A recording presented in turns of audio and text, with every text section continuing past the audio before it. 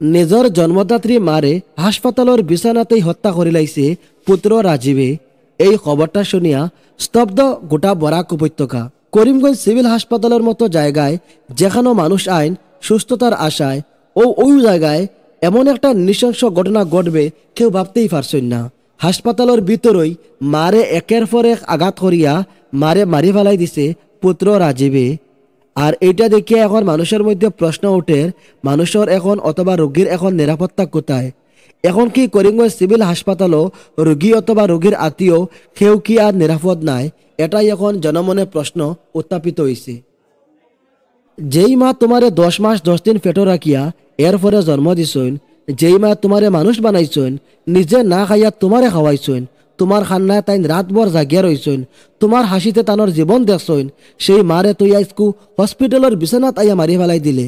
কি তো হয়েছে রে তোর? তোর হৃদয় কি একবার খাফলো না যে তুই তার মারে মারিলাই রে? আর মারডে আইয়া কোন জায়গাত? করিমগঞ্জ সিভিল হাসপাতালের বিছানাত, যেখানে তোমার মা আইসইন সুস্থতার আশায়, ও জায়গাতে ইয়া তুই মারি ফেলাই দিলে।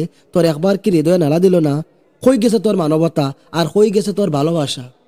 আজকের এই ঘটনা দেখিয়া হাসপাতালের দেওয়াল আর মানুষের বিবেক সব হাঁফিয়া উঠিছে।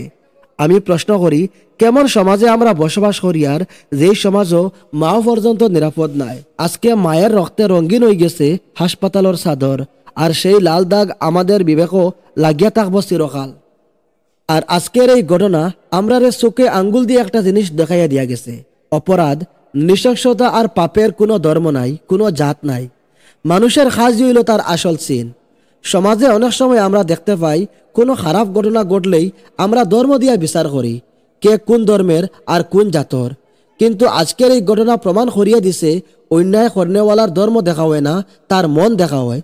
মানুষ যদি মানবতা হারাইয়া ফেলে তবে সে শুধু অপরাধী, তার নাম বা ধর্মে কিছু যায় আসে না।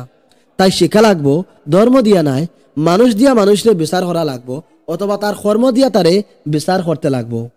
লাস্ট মেশ আমি আবার কইতে চাই, আজকে যে ঘটনা ঘটছে এটা অতি নিন্দনীয় ঘটনা। নিজের জন্মদাত্রী মারে হাসপাতালের বিছানাত আইয়া একটা ফুয়ায় মারি ফেলাই দিছে, আর এই ফুয়ার নাম রাজীব সিংহ। ইতিমধ্যেই তারে পুলিশে আটক করিয়া নিছে গিয়া।